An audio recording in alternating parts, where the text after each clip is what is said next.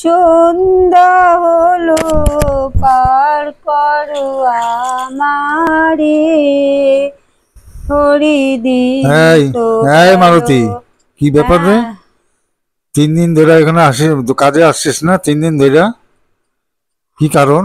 দাদা বাবু, কি অবস্থা কেন? জানেন তো? কি ছোট বাচ্চাটাকে দেখে কি কষ্ট লাগছিল, আপনি যদি দেখতেন। ওই ছোট বাচ্চাটাকে রেখে ওর মাটা মারা গেল জানেন। মাটা মারা গেল তো? আপনার দেখলেও চোখে জল ধরে রাখতে পারবেন না, তোর কি বাবা নাই? কষ্ট। ওর বাবাই নাই? না, ওর বাবা তো আগে মরে গেছে, ওর মা আর বাচ্চাটা ছিল, ছোট বাচ্চা। কি কষ্ট দাদা বাবু, আপনি দেখলে আপনি সহ্য করতে পারতেন না। মাটা মরে গেছে? হ্যাঁ। তাহলে দেখ, ওই বাচ্চাটা অনাথ আশ্রমে ভর্তি করে দিয়ে, আমার তো অনেক যোগাযোগ পরিচয় আছে, দেখ কি করা যায়। আরে যাত্রা হচ্ছিল আমাদের ওখানে, সেই যাত্রায় দেখাচ্ছিল বাচ্চাটাকে। যাত্রা দেখাচ্ছিল তাই দিকে তুই এই 3 দিন কামাই?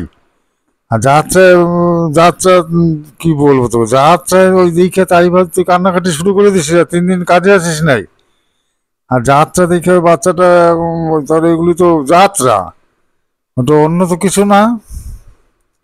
তাতেই তোর এত দুঃখ কষ্ট, আর 3 দিন কাজ কামাই? হ্যাঁ, যাত্রা দেখে তুই ওই বাচ্চার মা মারা গেছে, বাচ্চা ওগুলো তো অভিনয় করতেছে ওইটা। কি হায় হায়, তুই দুঃখের কি ধরনের সিন পাগলি রে ভাই! দেখিয়েছে। হ্যাঁ, ওই দিকে 3 দিন কামাই, এদিকে 3 দিনের পয়সাও কাটানো গেল, আমি তো পয়সা ছাড়ুম না।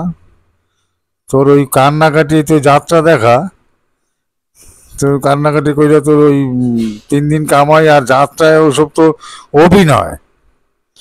তাই ওই বাচ্চাটার অনাথ আশ্রম আমি তুমি ভাবলাম, আর তুই কইতেছিস যাত্রা। হায় হায় হায়, তোর তো মাথা একদম তোর গেছে,